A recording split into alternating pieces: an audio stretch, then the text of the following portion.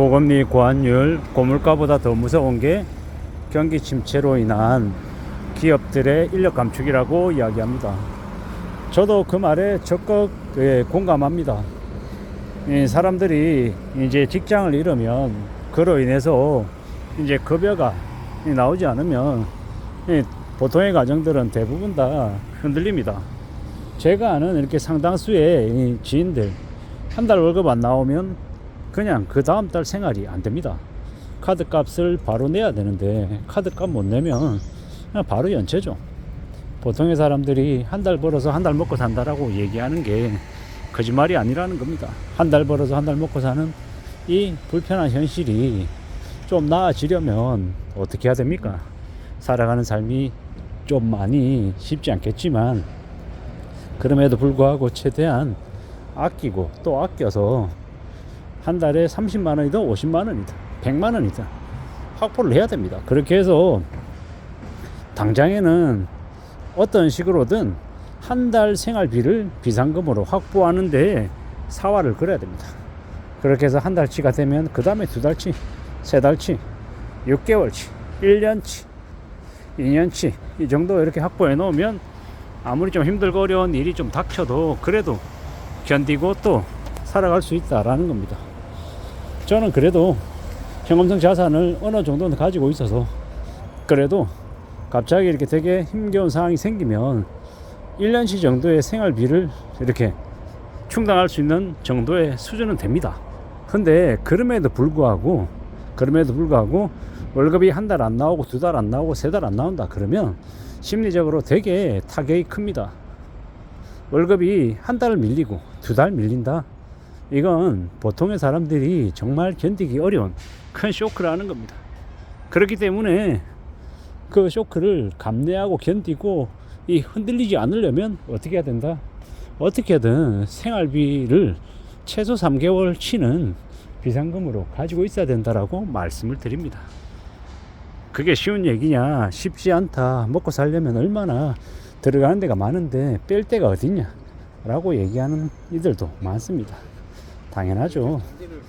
우리가 벌어들인 돈에서 쓰고 남는 거 따져보면 남는 게 없습니다. 정말로 이렇게 필요한 돈을 따로 떼놓고 없다 생각하고 남은 돈으로 생활한다라고 이렇게 각오하고 움직여야 됩니다. 근데 이게 말은 쉽지만 실제로 실천하기란 정말 어렵다라는 걸 너무도 잘 압니다.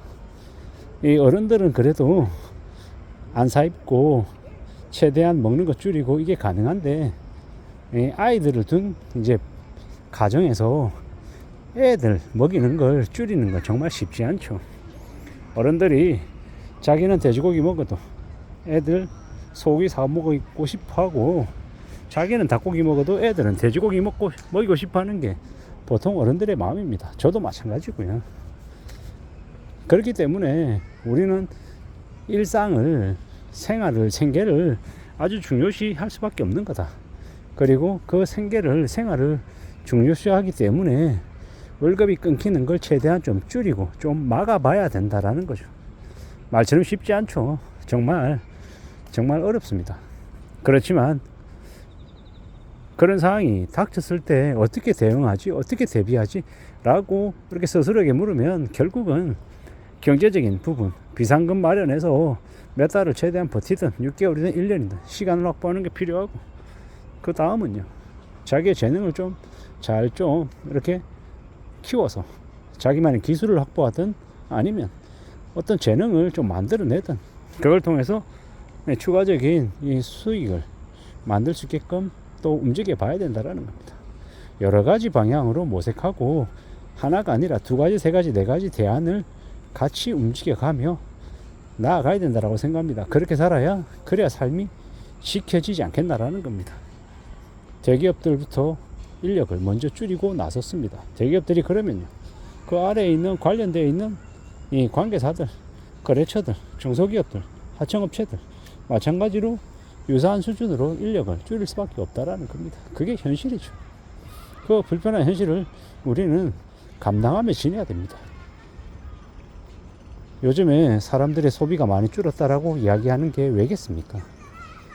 다음 달, 그 다음 달에 어떤 일이 벌어질지 모르니 불안해서 소비를 못하는 겁니다. 그게 현실이죠. 그게 지금의 모습이기 때문에 우리는 좀 더 심사숙고하고 소비를 할지 말지도 판단해야 되고, 좀 염려하면서 어떻게 하면 현재 가지고 있는 돈을 가지고 가성비 좋게 잘 이렇게 사용할지에 대한 고민도 하며 지내야 됩니다. 그러한 것들이 될 때, 그럴 때 우리 삶이 지켜진다는 겁니다. 저는 이제 어떻게 하다 보니 원했건 원하지 않았건 엔잡너, 그러니까 여러 가지의 일을 하는 사람이 되어가고 있습니다. 그게 나쁘다고 생각하지 않고요. 생존의 필수적인 모습이라고 생각합니다. 그걸 통해서 많은 이 수입을 확보할 수 있는 이 현금 흐름을 여러 가지를 만들어 놓을 필요가 있겠다라고 더욱 생각하고 있습니다.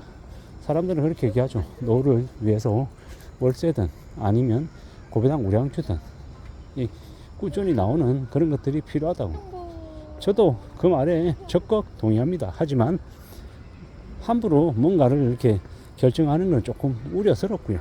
멀리 내다보고 평생 가져간다라는 각오로 좀 길게 내다보고 신중하게 좀 접근하는 게 좋겠습니다. 잘 모른다 싶으면 안 하는 게 맞고요.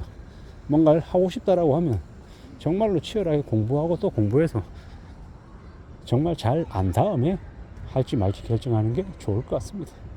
우리가 살아가는 세상이 내 생각대로 흘러가지 않을 가능성이 많이 크기 때문에 항상 심사숙고하고 돌다리 두드려보고 확인해보고 주변에 물어보고 여러 가지의 과정을 거친 다음에 뭔가를 하는 게 제일 좋을 것 같습니다. 그래야지 이 생각지도 못한 위협에 당하지 않는 거죠. 피할 수 있는 거죠.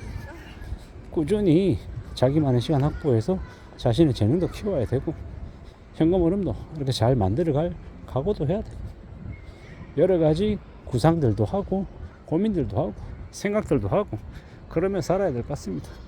그래야 이 힘든 어려운 시기를 잘 그래도 견디지 않겠냐라는 겁니다.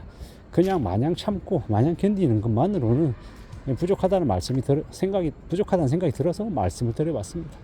우리가 언제까지 계속 직장인으로 유지할 수 없다라는 것도 당연한 사실이고, 그래서 직장인 그 너머에 그 다음 일에 대해서도 진지하게 고민하고 준비를 해야 될 것 같습니다.